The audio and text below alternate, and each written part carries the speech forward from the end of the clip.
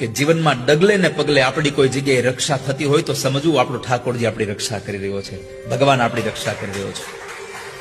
પણ આપણને એમ છે કે તો મેં મારી બુદ્ધિથી બચી ગયો. આપણે આપણી બુદ્ધિથી ક્યાંય બચી એમ છીએ જ નહીં. આપણે તો આપણી બુદ્ધિથી હલવાઈ જાય છે.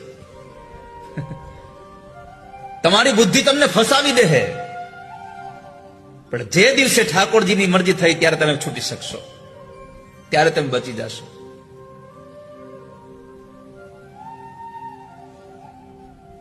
એક્સિડન્ટ થયું હોય ત્યારે તમે કોઈ દી એમ કીધું એ તો મેં ટાઈમે બ્રેક મારી દીધી એટલે બચી ગયા? એ તો કેવલ મારા પ્રભુએ કૃપા કરીને અમે બચી ગયા.